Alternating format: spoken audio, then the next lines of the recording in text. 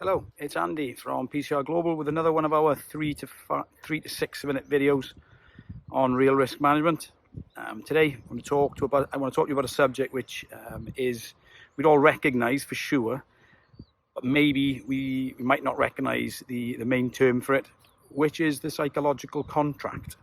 So without further ado, she'll check 360s, make sure everything's safe and secure. There was a horse here earlier on, so he's down there behind one of those rocks.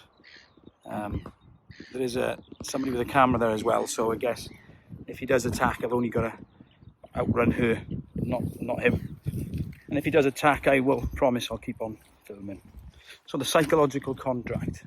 What is the psychological contract? So we'd recognise our normal workplace written contract. The psychological contract, it isn't written down, it's implicit, it's linked to our expectations. Expectation theory is quite a big area actually. We've all got expectations. We've got expectations in our family, expectations for ourselves, but also expectations of work and how we expect to be treated. So it might not be written in the contract, but we wouldn't expect to be bullied. We wouldn't be expected to be made to do things we didn't want to do or discriminated against. So that expectations is critical. Where can that start to go wrong? Usually in the application stage, where if the organisation at the strategic level is not planning and working through the job fit, the person fit requirements for those roles, then they're going to look to employ people potentially without the ability and possibly without the aptitude. Ability and aptitude, this is an interesting area. So our ability is our capacity our intellectual or physical capacity to carry out some of the tasks. So obviously bigger people are going to be stronger in general terms, that is. But then the aptitude, this is critical, is our capacity to learn that ability. So a forward-thinking organisation is going to have people with full ability and people with aptitude. And that's just your succession planning. This is important. It's important that managers understand the difference between ability and aptitude. There's also a risk in, you hear people saying, oh, he's overqualified.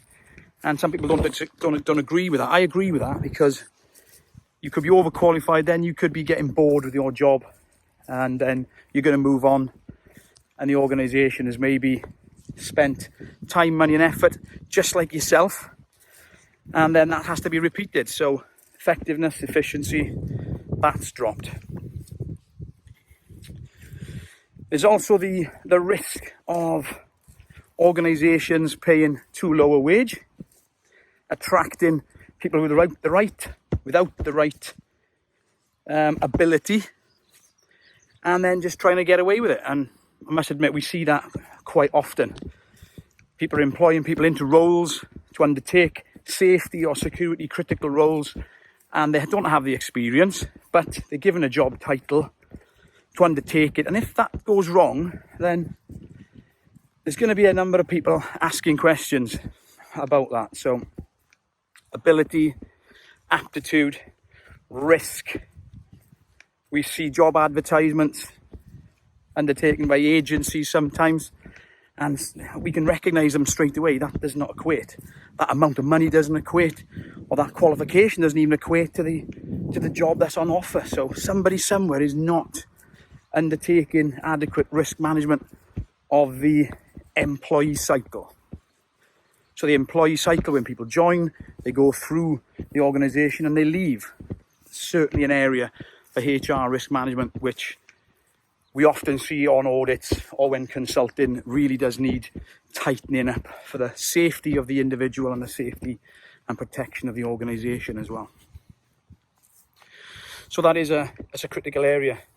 The strategy of the organisation, it should, right at the top level, have worked out, should have planned all the positions, planned the people it requires in those positions, the level of the requirement, that person job fit.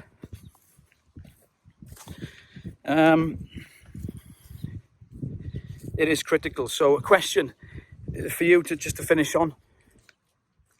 The psychological contract that you've got, how happy are you in your job fit in your organisation?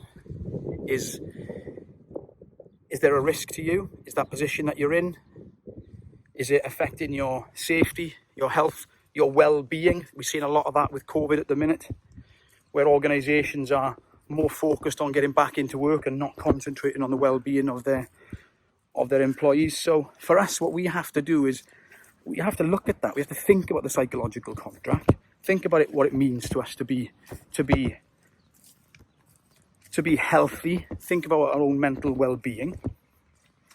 And then we have to test and adjust if it's not right. So in the military, when you're learning to shoot a weapon straight, they say down, test and adjust. So to get your aim right, you've got to adjust your position.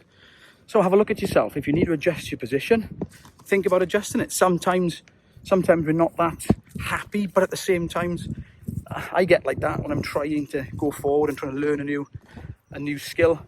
Then it's hard. Nothing is easy. Have you heard the saying? There's never a crowd on the long hard road to success. There's never a crowd on the last mile. Well, I'm not saying I'm successful yet. I'm not saying I'm on the last mile, but I do understand that to get somewhere, you have to put the effort in. So that's it, really. Psychological contract. Have a think about it.